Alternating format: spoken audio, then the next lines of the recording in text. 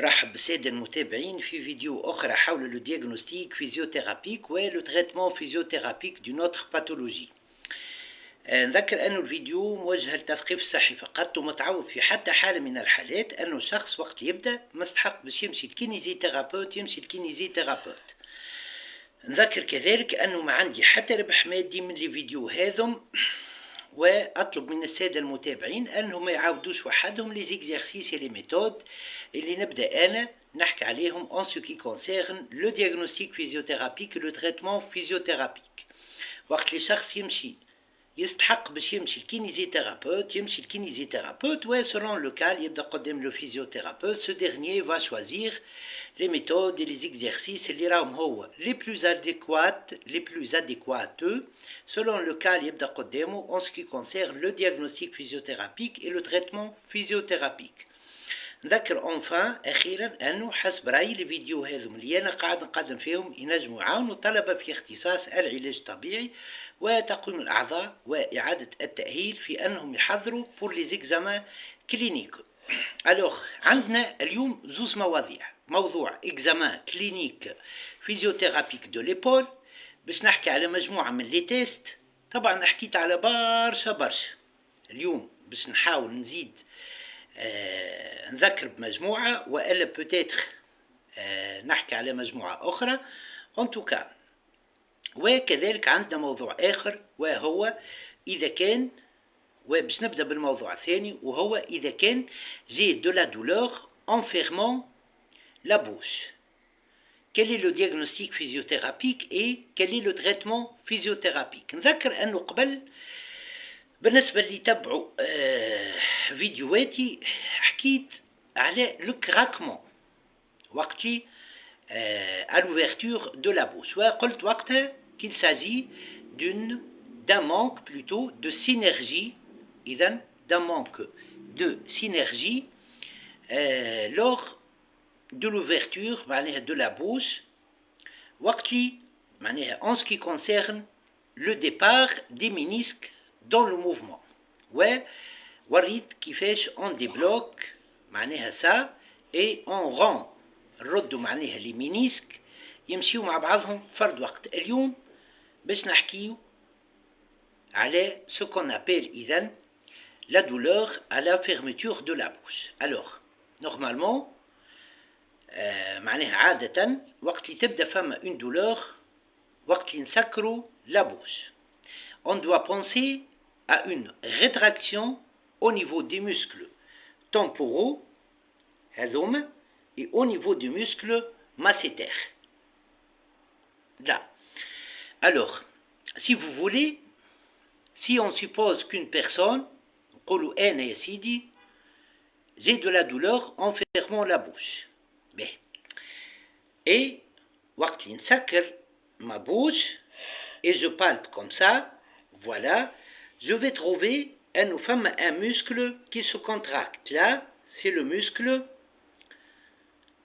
temporal. Et là, comment je détends? La pression statique, elle doit être adaptée, elle doit être faite par un kinésithérapeute, comme ça.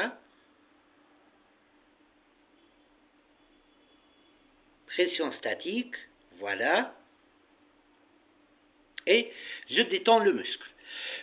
Pour le muscle temporal est un muscle très fort et il est situé là. Si je ferme la bouche, je vais sentir qu'il y a un muscle qui se contracte d'une façon forte, c'est le muscle temporal. Pour le détendre, là, je réalise une pression. Il est à l'angle inférieur de la bouche. Je réalise une pression, voilà, statique, mais cette fois-ci avec un mouvement vers l'arrière.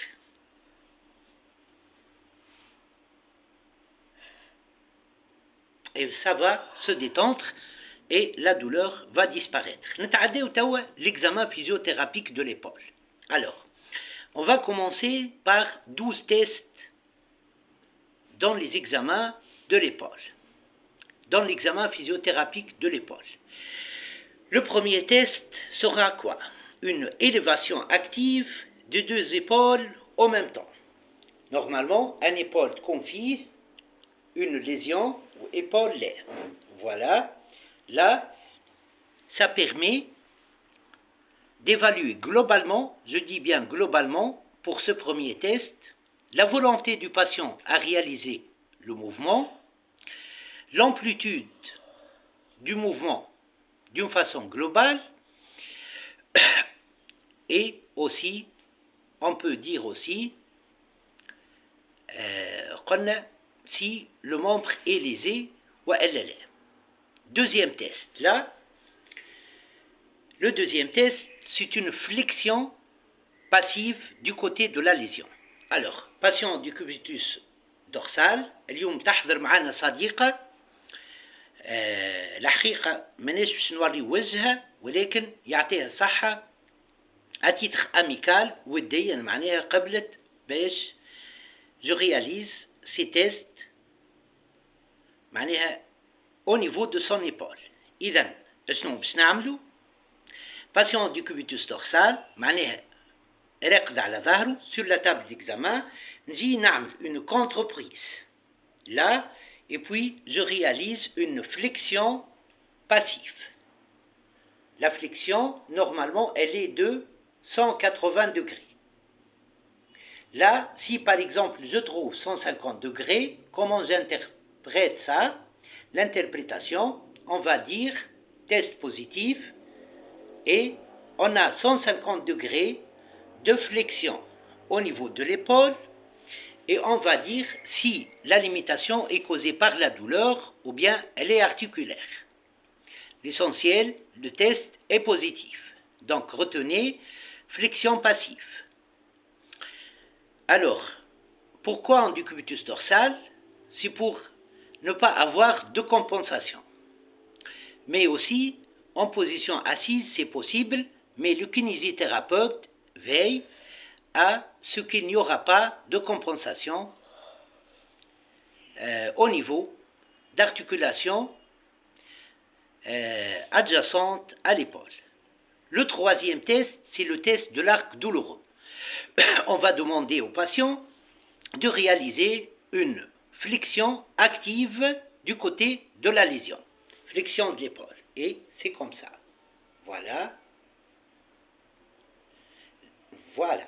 Là, si entre 30 et 60 degrés, on dit aussi entre 45 et 60 degrés, mais retenez une tourme entre 30 et 60 degrés, s'il y a une apparition de la douleur, ou إذا كان après بعد 60 degrés, au-delà de 60 degrés de flexion de l'épaule, la douleur diminue ou disparaît, même si l'amplitude n'est pas terminée, là, on dit que le test est positif. Et la douleur qui apparaît entre 30 à 45 degrés ou à 30 à 60 degrés, elle correspond au passage de la lésion entre la tête humérale et le toit de l'acromion. Voilà. On va indiquer après c'est quoi cette lésion. Voilà. Quatrième test. Le quatrième test, c'est une abduction passive. Une contreprise, toujours patient du cubitus dorsal. Voilà, cela s'appelle une prise en berceau. Elle tout court. Voilà. Là, c'est tout simplement une abduction qui commence de zéro en allant à la recherche de 180 degrés. Voilà. Elle, prise en berceau, c'est plus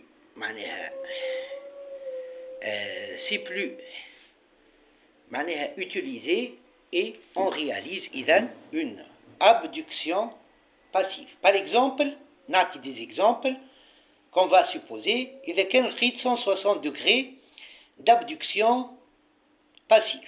Pour interpréter, je dis que le test est positif, le patient présente 160 degrés d'abduction passive, il présente une limitation de 20 degrés d'abduction.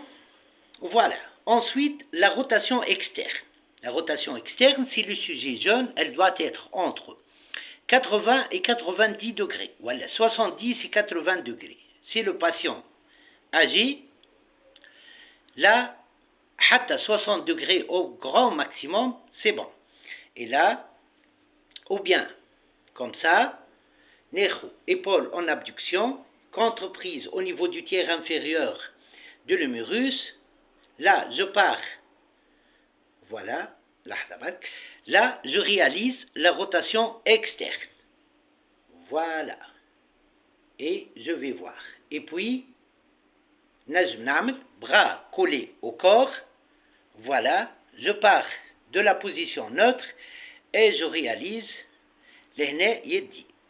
contre-prise au niveau du tiers inférieur de l'humérus et je réalise une rotation externe. Si par exemple le sujet est âgé, on quitte 50 degrés de rotation externe. Là, l'interprétation, qu'est-ce que je vais dire? Je vais dire que le test est positif, le patient présente 50 degrés de rotation externe, la limitation est due à la douleur articulaire, oui, on s'arrête là. Interprétation. Ensuite, la rotation interne. La rotation interne doit être de 90 degrés. Épaule en abduction, voilà, et voilà. Ça, c'est la rotation interne. Et j'interprète. Par exemple, 70 degrés de rotation interne. Le patient présente 70 degrés de rotation interne. Il présente une limitation de 20 degrés. La limitation est due, par exemple, à la douleur. Elle est d'ordre articulaire. Elle est causée par une limitation articulaire. Voilà. Par une cause plutôt articulaire. B. وصلنا حتى التو le 6e test. Alors là, je vais commencer ce qu'on appelle, on va inhiber ce qui est passif et on va mettre en tension les tendons. On va évaluer les tendons et on va commencer par le tendon du sus-épineux, supra-épineux. Le supra-épineux est un muscle abducteur et stabilisateur de l'épaule. Pour le mettre en tension, voilà, bras collés au corps, J au niveau du tiers inférieur, voilà, de l'humérus, et je demande au patient de réaliser une abduction et je résiste statiquement. ترى مدام خرج لي يدك لبرا، لا كتفك لبرا، وين لا كتفك لبرا، هاك كتفك لبرا، لا كتفك جوست، كتفك وحده، باهي هاك شفت كتفي هاك، voilà, لا هاك dans ce sens البر. Voilà, et je résiste statiquement. Ben, je mets en tension le tendon du sus-épineux. Voilà. S'il y a de la douleur, là, هذه entre parenthèses صديقة راي أمي هذه entre parenthèses. به نواصلوا مع بعضنا. هي امرأة التعليم متقاعدة أستاذة متقاعدة. به نكملوا مع بعضنا. إذن إيش قلنا توا؟ قلنا abduction statique résistée. Voilà. Si le 7e test est positif, plus un 3e test positif, le test de l'arc douloureux. Là, le diagnostic physiothérapique est une tendinite au niveau du sus-épineux. Ben, نرجعوا توا, on interprète شوية les tests اللي حكينا عليهم قبيله. Alors, si on a un deuxième test, un premier test positif, plus deuxième test positif, deuxième test flexion passive, plus quatrième test positif, abduction passive, plus 5e test positif, rotation externe passive, là, le diagnostic physiothérapique est une capsulite rétractile. Fait le capsulite, là, on a 10 limitations articulaires, et on peut avoir des limitations de mouvement, mais lors de tendinite, راهو ما عندناش des limitations إذن articulaires, mais des limitations au cours de mouvement. إذن قلنا إذن premier test, deuxième test, quatrième et 5e test positif, rotation externe passive limitée, abduction passive limitée, وعندنا كذلك flexion passive limitée. Là, هذم les amplitudes qui sont limitées في الكبسولite rétractile. Là, le diagnostic physiothérapique est une capsulite rétractile.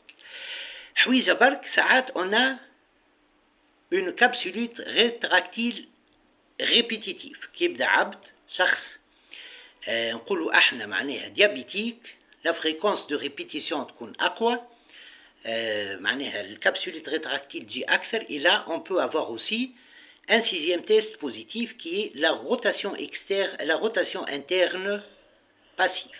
Donc ça peut être 1, 2, 4 et 5. Diagnostic positif, les diagnostics physiothérapiques, c'est la capsulite rétractile. 1, 2, 4, 5 et 6. De même, c'est la capsulite rétractile. On va parler du 8e test. C'est l'adduction résistée. L'adduction résistée, je demande au patient de réaliser une adduction comme ça, voilà, et je résiste au niveau, par exemple, du tiers moyen de l'humérus. Voilà. Et s'il y a de la douleur, le test est positif et le diagnostic physiothérapique est une tendinite au niveau du muscle grand pectoral. On va passer le test d'après, 9e test. Alors là, rotation externe passive, rotation externe, résistée statique. Le 8e, c'est une adduction statique résistée. Ben, alors là, bras collés au corps et contre-prise interne. Je demande au patient de réaliser une rotation externe et je réalise une résistance statique. Voilà. Là, si ce test est positif, on a ce qu'on appelle une tendinite au niveau du muscle sous-épineux. Voilà. On passe au test d'après. Voilà. Et là, on va faire ce qu'on appelle la rotation interne statique résistée. Je mets en tension le tendon du sous-scapulaire. Toujours la contre-prise au niveau du tiers inférieur. Voilà. Voilà. S'il y a de la douleur, là, on a comme diagnostic physiothérapique une tendinite au niveau du sous-scapulaire. On va passer au test qui va mettre en tension la longue portion du biceps, légère flexion du coude. Pourquoi légère flexion du coude? En position d'extension de départ, ou même si vers la flexion contre résistance statique, là je vais examiner ce qu'on appelle la longue et la courte portion du biceps. Mais avec une légère flexion, je vais voir la longue portion du biceps. Toujours la contre-prise au niveau du tiers inférieur du fémur, de l'humérus.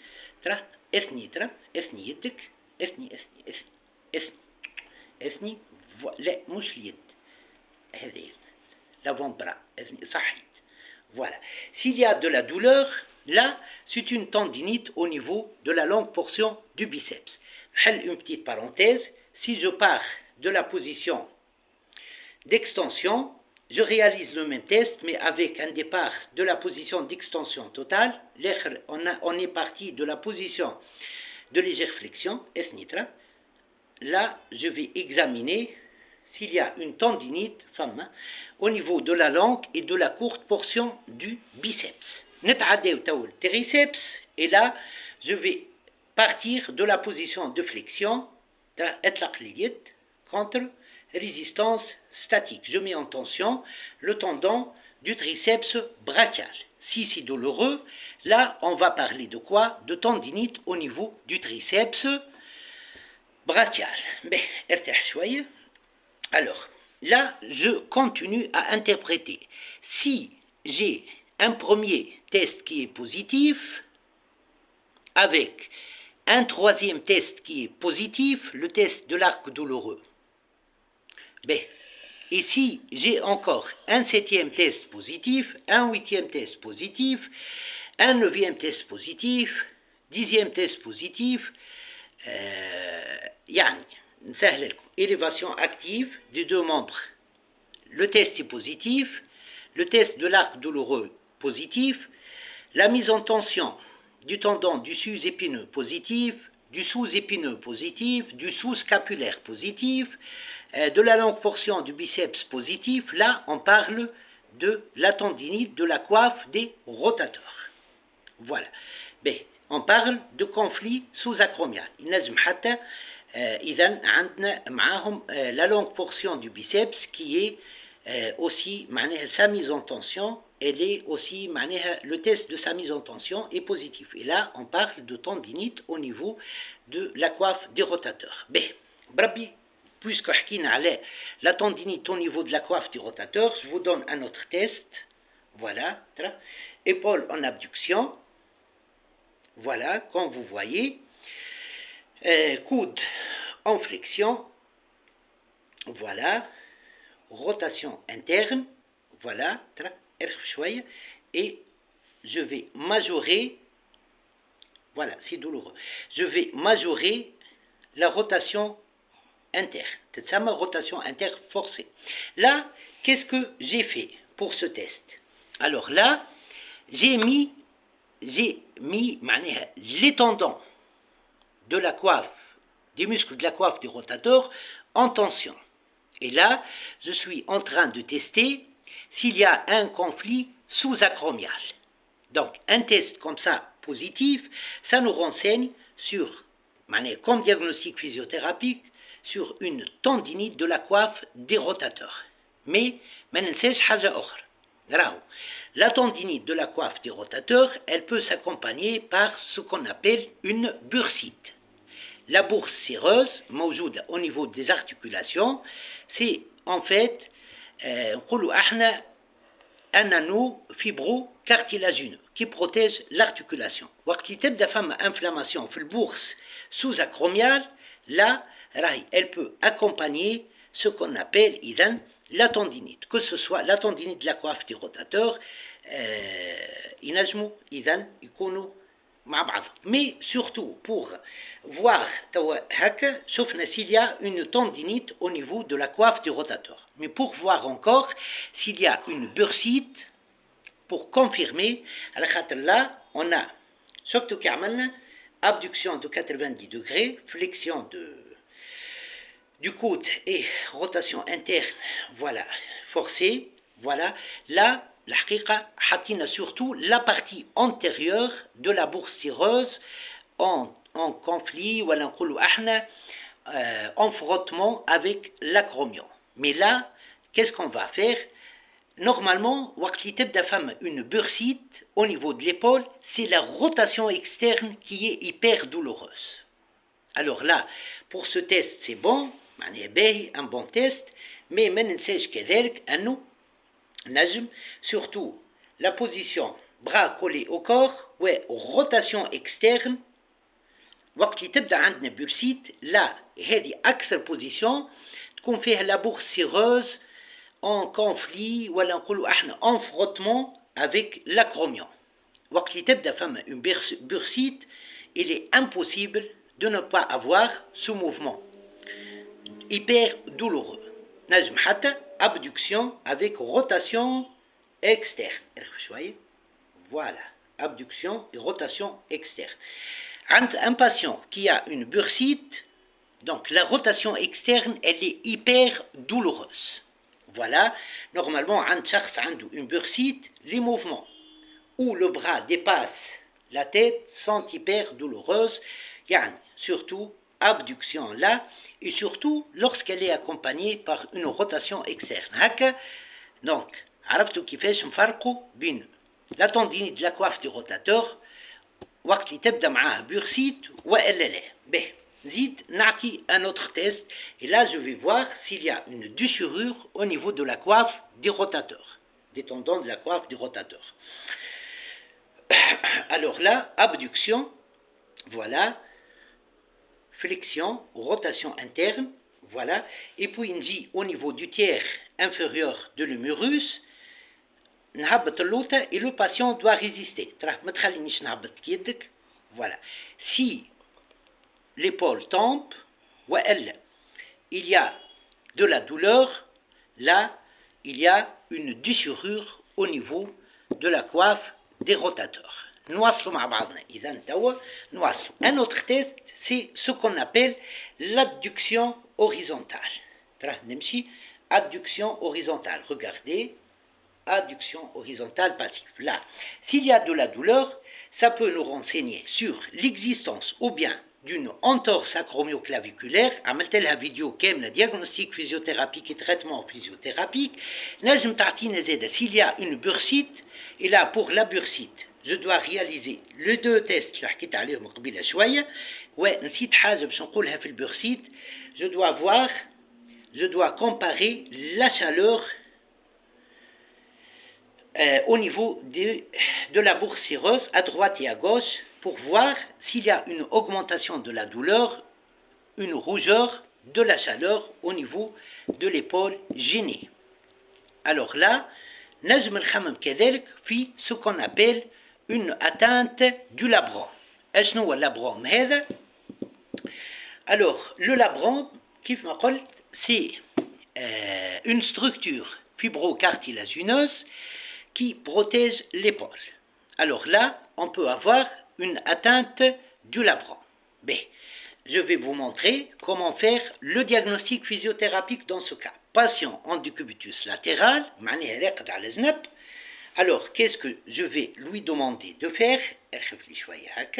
Alors, une abduction de l'épaule de 30 degrés, en décubitus latéral sur la table d'examen, comme vous voyez, et puis rotation externe. Et qu'est-ce que je vais faire? Je vais pousser le bras vers le haut. Regardez, voilà, en réalisant la rotation externe, l'extension, et je pousse le bras vers le haut. S'il y a de la douleur, là, c'est le labrum qui est lésé. Autre test pour le labrum, patient du cubitus dorsal sur la table d'examen.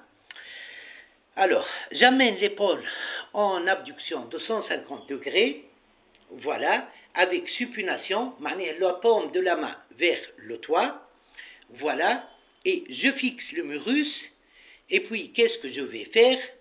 Je vais réaliser des pronations, voilà, légèrement fléchies, elle coûte. S'il y a de la douleur, le labrum est lésé.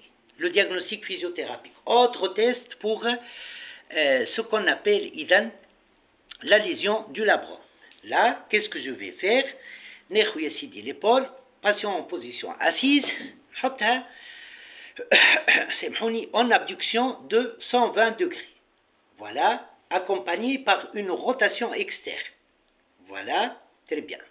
Et puis, je laisse le bras tomber, le 60 degrés, tout en maintenant la rotation externe. Hey, 120 degrés, hop, voilà, tout ça. Là, s'il y a de la douleur, c'est le labrum qui est touché. Et là, on peut choisir l'un des tests pour le diagnostic physiothérapique. Ce qu'on appelle l'instabilité. L'instabilité, نعرفوا فما instabilité antérieure ونعرفوا كذلك فما une instabilité postérieure. Alors là, la tête humérale تمشي vers l'avant وعندنا la tête humérale يعني تمشي vers l'antérieur ولا vers le postérieur. B. Patient en décubitus dorsal sur la table d'examen. Qu'est-ce que je vais faire? Alors, abduction de 90 degrés, flexion de 90 degrés, et puis rotation externe maximale. Si le patient, voilà, une instabilité, je vais corriger ça, voilà.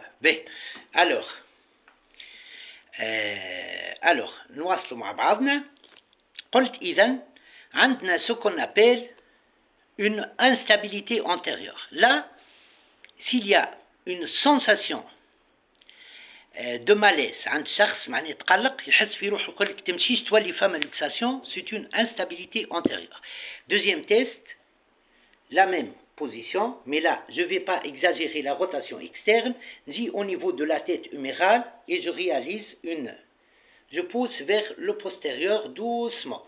S'il y a une diminution de la douleur, dis-moi le contre-prise qui matraou, à la tiers inférieure de l'humérus, si le patient يرتاح, diminution de la douleur, là aussi c'est un signe d'instabilité antérieure. Noisle. Et là, la troisième partie de ce test d'instabilité antérieure,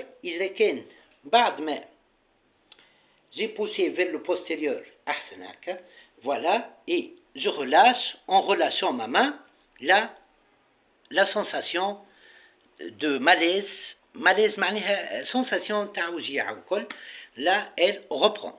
Et là, c'est comment faire le test d'instabilité antérieure. Pour le test d'instabilité postérieure, alors l'instabilité, ou bien un décentrage de la tête humérale, ou bien une atteinte ligamentaire, on ذكر أني حكيت على l'entorse acromio-claviculaire. Voilà. Diagnostic physiothérapique et traitement physiothérapique. Pour l'instabilité postérieure, patient en décubitus dorsal, voilà, et puis, voilà, عندنا flexion de 90 degrés, et puis l'autre main tient ce qu'on appelle la scapula, voilà, sans tenir la tête humérale, voilà, et je réalise une poussée dans le sens de la table d'examen sur la tête humérale, tout en allant en adduction horizontale et rotation interne. S'il y a de la douleur, s'il y a une sensation de malaise عند الباتيون, قلت حس روحه instable, متقلق, يخاف من luxation, là c'est l'instabilité postérieure comme diagnostic physiothérapique. نتعداو توا البارتي أخرى قريب نكملوا إن شاء الله الفيديو ما توالتش برشا. C'est ce qu'on appelle le test de job. Le test de job, اشنو باش يعمل الباسيون. Et là, je vais tester إذا كان les tests, les 12 tests الأولى اللي عملتهم négatifs. طبعا قدمت أكثر من 12 tests. Alors là, je demande au patient أنه يعمل une flexion de l'épaule de 90 degrés par exemple, ولا حد ما ينجم, une supination pour majorer le conflit acromio-claviculaire. Et puis نجي نقول للباتient طلع يدك الفوق وانا je résiste. Si ça tombe, voilà, c'est une rupture au niveau du sus-épineux. Et là, pour le traitement physiothérapique, نستعمل la voie de facilitation, حكيت عليها قبل. Ouais, si on a juste de la douleur, c'est une tendinite au niveau de ce qu'on appelle le sus-épineux. إذا كان التست هذا négatif, notez bien, on passe du test à l'autre si le test est négatif pour l'évaluation de la même structure. Le test d'après, alors la main du côté lésé sur un شوية craquement là au niveau de l'acromion, c'est un signe d'entorse. D'arthrose de l'épaule. حكيت عليها diagnostic physiothérapique et traitement physiothérapique قبل.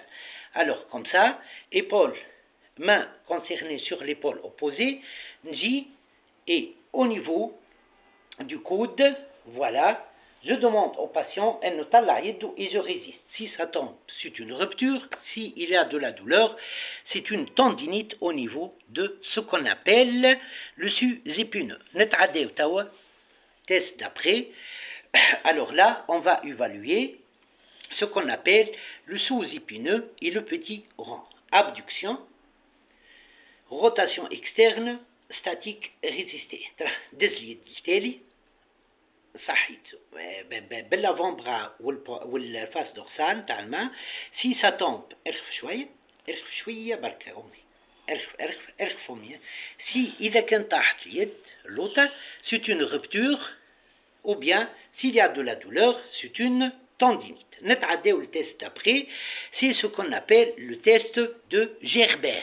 Le test de Gerber, il va évaluer s'il y a une rupture au niveau de ce qu'on appelle le sous-scapulaire. Alors là, نجي en position assise ou elle en position debout, نجي نحط يدي ورا ظهري avec une distance de 5 cm. Si ma main part et elle est collée au dos, à la région lombaire, le diagnostic physiothérapique est une rupture du sous-scapulaire. Sinon, si la distance diminue, ou l'apparition de la douleur, c'est une tendinite au niveau du sous-scapulaire comme diagnostic physiothérapique. Nous avons le test d'après pour l'évaluation de ce qu'on appelle la longue portion du biceps.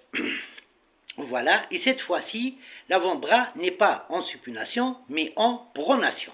Voilà, en pronation. Et cette fois-ci, qu'est-ce que je vais faire?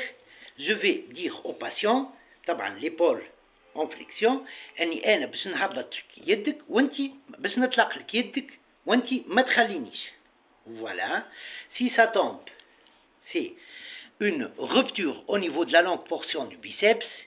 Si c'est juste une douleur, c'est une tendinite au niveau de la longue portion du biceps. Pour l'évaluation de la courte portion du biceps, نحط ce qu'on appelle l'épaule pour la position de départ, très légère flexion. L'épaule en flexion, c'est de 90 degrés, ou le coude en très légère flexion. Pour les fractures, pour la fracture au niveau de l'humérus, pour le diagnostic physiothérapique, ناخذ un diapason, وناخذ stéthoscope. نحط stéthoscope نتاعي كيف ما كنت تذكروا عملناها au niveau de ce qu'on appelle la styloïde radiale ou styloïde cubitale pour la fracture pour la fracture du radius de ce qu'on appelle l'una. De même, on va faire pour l'humérus. Nous diapason, notre diapason à table d'examen, faire, voilà, et puis au niveau de l'os, nesma. La vibration, et je compare avec l'autre membre. S'il y a une diminution de vibration, ou une interruption de la vibration par rapport au côté normal, c'est un signe, une fracture au niveau de l'os. Et je vais parler de ce qu'on appelle